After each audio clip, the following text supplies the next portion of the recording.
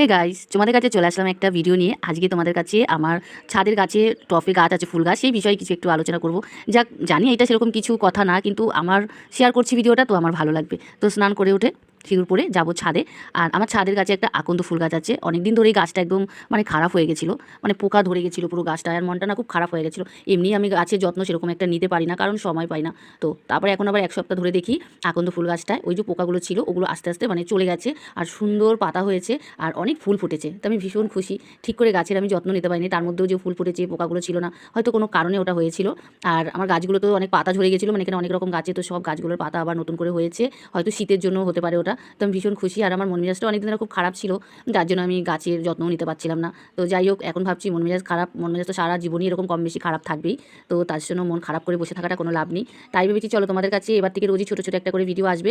আর এরকম আমি প্রায় ভিডিওতেই বলে থাকি, কিন্তু আমি ভিডিও দিতে পারছি না। তো এখন দিয়ে চেষ্টা করবো যে ছোটো ছোটো ভিডিও আমি যেগুলোকে নিজের মনের মতন করি তোমাদের কাছে শেয়ার করবো, যেগুলো বানাবো ডেলির ভিডিওই। তো যাই হোক, তোমাদের যদি আমার ভিডিওগুলো ভালো লেগে থাকে তাহলে অবশ্যই পাশে থেকো। আর আমি চেষ্টা করবো সুন্দর সুন্দর তোমাদের কাছে ভিডিও দেওয়ার। আর ভালো করে একটু ছাদের গাছগুলো তোমাদের দেখিয়ে দিচ্ছি। তো আরও একটা জবা ফুলের গাছের ডাল লাগিয়েছিলাম, তো আগে দুবার লাগিয়েছিলাম, ওটা হয়নি, এবার দেখেছি পাতা বেরিয়েছে, তো আমি ভীষণ খুশি। আর চলো, খুব তাড়াতাড়ি তোমাদের কাছে আমি আবারও ভিডিও নিয়ে আসবো। আর ভিডিওটা ভালো লাগলে ছোট্ট একটা কমেন্ট করো। আর তোমরা ভালো থাকো, সুস্থ থাকো।